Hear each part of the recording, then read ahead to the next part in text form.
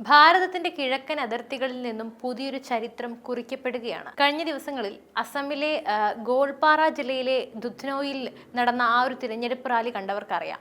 അത് വെറുമൊരു രാഷ്ട്രീയ പ്രസംഗമായിരുന്നില്ല. അത് നുഴഞ്ഞുകയറ്റക്കാർക്കും അവർക്ക് കുടപിടിക്കുന്ന വോട്ട് ബാങ്ക് രാഷ്ട്രീയക്കാർക്കുമുള്ള മരണമണിയായിരുന്നു. കേന്ദ്ര ആഭ്യന്തരമന്ത്രി അമിത്ഷാ ആ മൈക്രോഫോണിന് മുന്നിൽ നിന്നും വിളിച്ചു പറഞ്ഞത് ഓരോ ഭാരതീയന്റെയും ഉള്ളിലിരിപ്പാണ്. യൂണിഫോം സിവിൽ കോഡ് ഉടൻ വരുന്നു. ഇനി നുഴഞ്ഞുകയറ്റക്കാർക്ക് 4 തവണ വിവാഹം കഴിക്കാൻ സാധിക്കില്ല. എന്തുകൊണ്ടാണ് ഈ പ്രഖ്യാപനം പ്രതിപക്ഷത്തിന്റെ ഉറക്കം കെടുത്തുന്നത്? എങ്ങനെയാണ് UCC എന്ന ഒരൊറ്റ നിയമം കൊണ്ട് ഭാരതത്തിന്റെ അതിർത്തികൾ സുരക്ഷിതമാകുന്നത്? നരേന്ദ്രമോദിയും ഹിമന്ത ബിശ്വ ശർമ്മയും ചേർന്ന് ഗോത്രവർഗക്കാർക്കായി ഒരുക്കിയ ആ മാസ്റ്റർ പ്ലാൻ എന്താണ്? നുഴഞ്ഞുകയറ്റക്കാർ എങ്ങനെയാണ് നമ്മുടെ ആദിവാസി സ്ത്രീകളെ ചതിയിലൂടെ വിവാഹം കഴിച്ച് അധികാരം പിടിച്ചെടുക്കുന്നത്? ഈ ചോദ്യങ്ങൾക്കെല്ലാം ഉത്തരവുമായിട്ടാണ് ഇന്നത്തെ നമ്മളുടെ ഈ ഒരു സ്പെഷ്യൽ എക്സ്പ്ലെയിനർ. ഭാരതത്തെ സ്നേഹിക്കുന്ന ഓരോ പൗരനും അറിഞ്ഞിരിക്കേണ്ട രാജ്യത്തിന്റെ പരമാധികാരത്തെക്കുറിച്ചുള്ള ഏറ്റവും വിശദമായ റിപ്പോർട്ടിലേക്ക് സ്വാഗതം. നമ്മുടെ ഭാരതം വൈവിധ്യങ്ങളുടെ നാടാണ്. എന്നാൽ ആ വൈവിധ്യം ഒരിക്കലും നിയമവിരുദ്ധമായ പ്രവർത്തനങ്ങൾക്കുള്ള മറയാകരുത് എന്നതാണ് BJP സർക്കാരിന്റെ ഉറച്ച നിലപാട്. ആർട്ടിക്കിൾ 370 റദ്ദാക്കി കശ്മീരിനെ മുഖ്യധാരയിലേക്ക് കൊണ്ടുവന്ന നരേന്ദ്രമോദി സർക്കാർ ഇപ്പോൾ ലക്ഷ്യം വെക്കുന്നത് രാജ്യത്തെ മുഴുവൻ പൗരന്മാർക്കും തുല്യനീതി ഉറപ്പാക്കുന്ന യൂണിഫോം സിവിൽ കോഡ് അഥവാ ഏക സിവിൽ കോഡാണ്. എന്താണ് UCCയുടെ പ്രസക്തി? ഇന്ത്യയിൽ ക്രിമിനൽ നിയമങ്ങൾ എല്ലാവർക്കും ഒന്നാണ്. കൊലപാതകം ചെയ്താലും മോഷണം നടത്തിയാലും ഏത് മതസ്ഥനായാലും ശിക്ഷ ഒന്ന് തന്നെ. എന്നാൽ വിവാഹം, വിവാഹമോചനം, സ്വത്തവകാശം എന്നിവയിൽ മാത്രം എന്തിനാണ് ഓരോ മതത്തിനും മാത്രം ഓരോ നിയമങ്ങൾ? കോൺഗ്രസ് പതിറ്റാണ്ടുകളായി ഈ നിയമപരമായ വിടവുകളെ പരിപോഷിച്ചു. എന്നാൽ അമിത്ഷാ അസമിൽ വ്യക്തമാക്കിയത് ഈ വിടവുകൾ ഉപയോഗിച്ച് നുഴഞ്ഞുകയറ്റക്കാർ നടത്തുന്ന തട്ടിപ്പുകൾക്ക് ഇനി അറുതി വരുമെന്നാണ്. ഒരു പ്രത്യേക മതവിഭാഗത്തിന്റെ നിയമങ്ങൾ ഉപയോഗിച്ച് ഒന്നിലധികം വിവാഹങ്ങൾ കഴിക്കുന്നതും അതുവഴി ജനസംഖ്യാ അനുപാതം അട്ടിമറിക്കാനായി ശ്രമിക്കുന്നതും രാജ്യസുരക്ഷയ്ക്ക് ഭീഷണിയാണ്. അമിത്ഷാ ചൂണ്ടിക്കാട്ടിയതുപോലെ നുഴഞ്ഞുകയറ്റക്കാർക്ക് 4 വിവാഹം കഴിക്കാനുള്ള സാഹചര്യം UCC വരുന്നതോടെ ഇല്ലാതെയാകും. ഇത് സ്ത്രീ ശാക്തീകരണത്തിലേക്കുള്ള ഏറ്റവും വലിയ ചുവടുവെപ്പാണ്.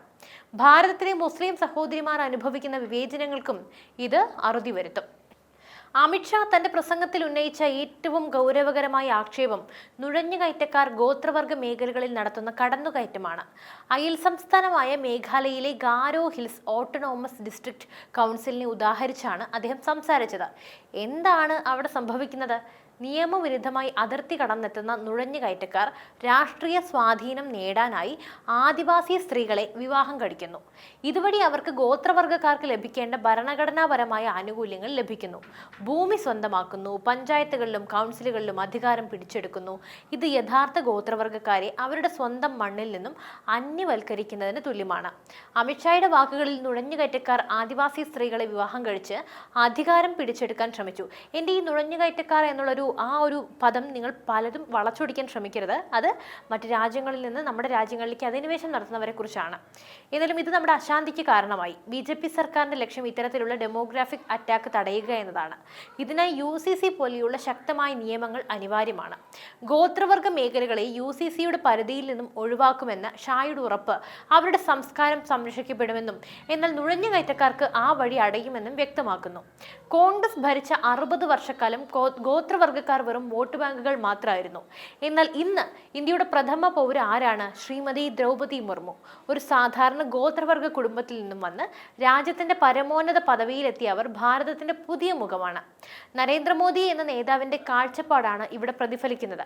അമിത്ഷാ ദുധ്നോയിൽ പറഞ്ഞതുപോലെ പ്രധാനമന്ത്രി മോദിയും അസം മുഖ്യമന്ത്രി ഹിമന്ത ബിശ്വ ശർമ്മയും ചേർന്ന് ഗോത്രവർഗ വികസനത്തിനായി സമഗ്രമായ ഒരു റോഡ് മാപ്പ് തയ്യാറാക്കിയിട്ടുണ്ട്.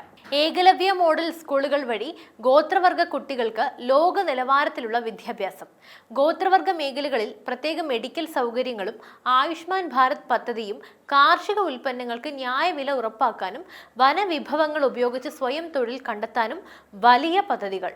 ഈ വികസനം പൂർണ്ണമാകണമെങ്കിൽ BJP സർക്കാർ വീണ്ടും അധികാരത്തിൽ വരണമെന്ന് ഷാ ജനങ്ങളോട് അഭ്യർത്ഥിച്ചു. വികസനത്തിന്റെ ഈ വേഗത തടസ്സപ്പെടുത്താൻ കോൺഗ്രസിനെ ഒരു കാരണവശാലും അനുവദിക്കരുത് എന്ന വലിയ ആഹ്വാനമാണ് അദ്ദേഹം നടത്തിയത്. അമിത്ഷാ ഒരു വലിയ മുന്നറിയിപ്പ് ജനങ്ങൾക്ക് നൽകി. അസ്ഥിരത തിരിച്ചുവരും. കോൺഗ്രസ് ഭരണകാലത്ത് അസം നേരിട്ടത് വലിയ അശാന്തിയായിരുന്നു. ബോംബ് സ്ഫോടനങ്ങൾ, വിഘടനവാദ പ്രക്ഷോഭങ്ങൾ, ജനങ്ങൾക്കിടയിലെ വിദ്വേഷം, ഇതൊക്കെയായിരുന്നു അന്നത്തെ അവസ്ഥ. എന്നാൽ ഹിമന്ത ബിശ്വ ശർമ്മയുടെ നേതൃത്വത്തിലുള്ള BJP സർക്കാർ അസമിൽ സമാധാനം പുനഃസ്ഥാപിച്ചു. സായുധ ഗ്രൂപ്പുകൾ ആയുധം താഴെ വെച്ച് മുഖ്യധാരയിലേക്ക് മടങ്ങി വന്നു. വികസനത്തിന്റെ ചക്രങ്ങൾ ഉരുളാൻ തുടങ്ങി. ഈ ഘട്ടത്തിൽ കോൺഗ്രസ് അധികാരത്തിൽ വന്നാൽ തങ്ങൾ വിയർപ്പൊഴുക്കി ഉണ്ടാക്കിയ ഈ സമാധാനം തകരുമെന്ന് BJP വിശ്വസിക്കുന്നു. കോൺഗ്രസ് എപ്പോഴും നുഴഞ്ഞുകയറ്റക്കാരോട് മൃദു സമീപനമാണ് സ്വീകരിച്ചിട്ടുള്ളത്. അത് വോട്ട് രാഷ്ട്രീയത്തിന് വേണ്ടിയാണ്. എന്നാൽ BJPക്ക് രാജ്യം ഒന്നാമതാണ്. അസമിൽ ഞങ്ങൾക്ക് 5 വർഷം കൂടി തരൂ, നുഴഞ്ഞുകയറ്റക്കാരെ സംസ്ഥാനത്ത് നിന്നും നമ്മൾ ഒഴിവാക്കി അവരെ തിരിച്ചയക്കും.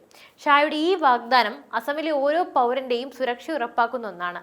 നിയമവിരുദ്ധ കുടിയേറ്റം പൂർണ്ണമായും അവസാനിപ്പിക്കാൻ BJPക്ക് മാത്രമേ സാധിക്കൂ എന്ന് അദ്ദേഹം അസന്നിഗ്ധമായി പ്രഖ്യാപിച്ചു. ഇത് ഭാരതം ലോകത്തിന് മുന്നിൽ ഒരു മാതൃകയാണ്. G20 ഉച്ചകോടിയിലെയും ലോകത്തെ 5ാമത്തെ വലിയ സമ്പദ് വ്യവസ്ഥയായും മാറിയ ഭാരതം അതിന്റെ ആഭ്യന്തര സുരക്ഷയിലും വിട്ടുവീഴ്ച ചെയ്യുന്നില്ല. വടക്കു കിഴക്കൻ സംസ്ഥാനങ്ങളെ ഇന്ത്യയുടെ വികസന എഞ്ചിനായിട്ടാണ് മോദി സർക്കാർ കാണുന്നത്. ഒരു കാലത്ത് 7 സഹോദരിമാർ എന്ന് വിളിക്കപ്പെടുന്ന വടക്കു കിഴക്കൻ സംസ്ഥാനങ്ങൾ അവഗണിക്കപ്പെട്ടിരുന്നു. എന്നാൽ മോദി സർക്കാർ ലുക്ക് ഈസ്റ്റ് പോളിസിയിൽ നിന്നും ആക്ട് ഈസ്റ്റ് പോളിസിയിലേക്ക് മാറ്റി. ഇന്ന് അസമിൽ എയിംസ് ഉണ്ട്, ലോക നിലവാരമുള്ള പാലങ്ങളുണ്ട്, അതിവേഗ ട്രെയിനുകളുണ്ട്. ഈ വികസനത്തിന്റെ കേന്ദ്രബിന്ദു ഗോത്രവർഗക്കാരാണ്. അമിത്ഷാ തന്റെ പ്രസംഗത്തിലുടനീളം ഭാരതീയതയെയും ദേശീയ ഐക്യത്തെയുമാണ് ഉയർത്തിപ്പിടിച്ചത്.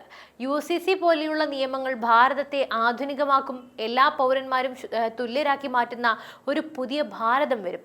നുഴഞ്ഞുകയറ്റക്കാരുടെ പേടി സ്വപ്നമായി ഭാരതം മാറുന്നത് നമ്മുടെ കരുത്ത് വർദ്ധിപ്പിക്കും.